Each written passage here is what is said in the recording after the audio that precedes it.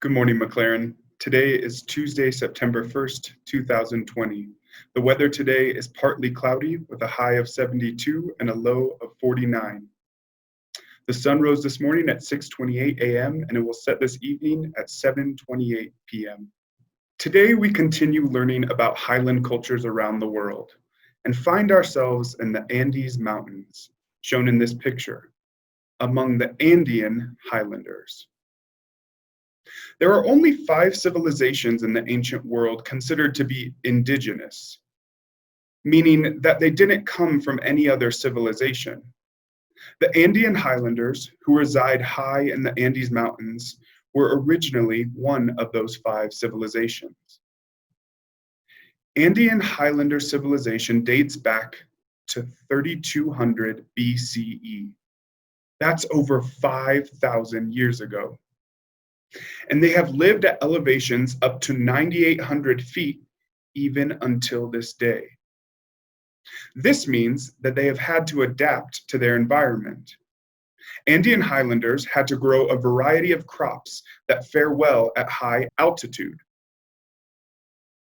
They have also historically had a very robust system of farming and agriculture, and they have had a big part to play in making many crops more available for the rest of the world.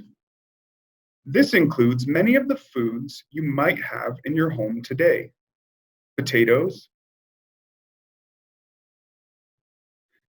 quinoa, tomatoes, chili peppers, pineapples, peanuts, and many kinds of beans. Because of the intense environment of the Andean highlands, highlanders in the Andes have needed to develop innovative technologies for cultivating crops. The uncertainty of the Andean climate means that farmers have needed to plant crops at multiple elevations to ensure that they can survive. And if you have a special affection for llamas or own a pet guinea pig, you have highlanders in the Andes to thank for that. They were the first people to keep llamas and guinea pigs.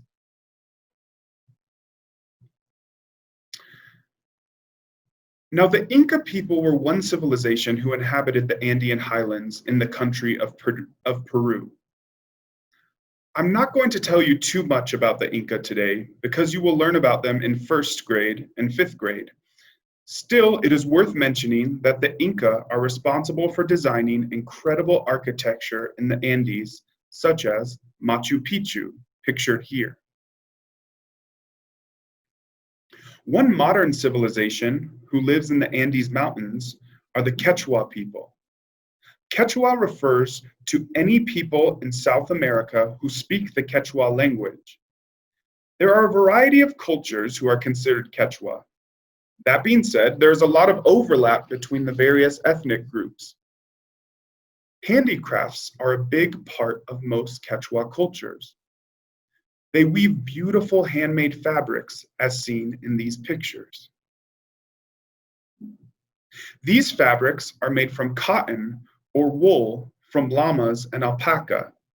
They have ornate patterns woven into them and are colored with dyes made from natural ingredients. Now, people who are not used to living in high altitudes, like elevations in the Andes Mountains, often develop altitude sickness, which you may have heard of before.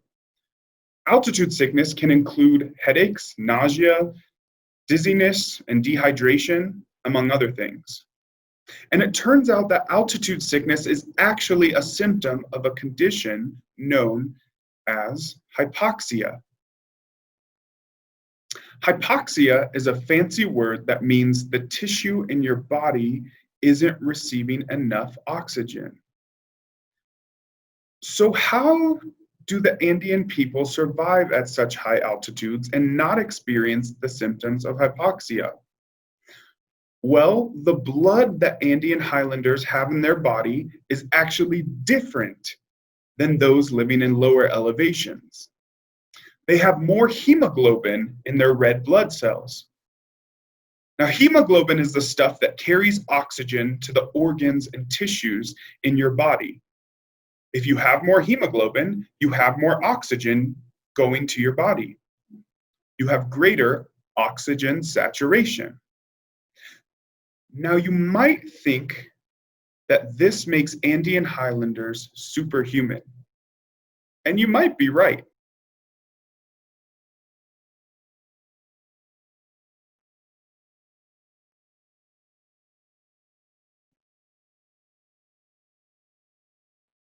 Well, stay tuned, because in a couple of days, I'm going to tell you about another civilization who also has superhuman blood.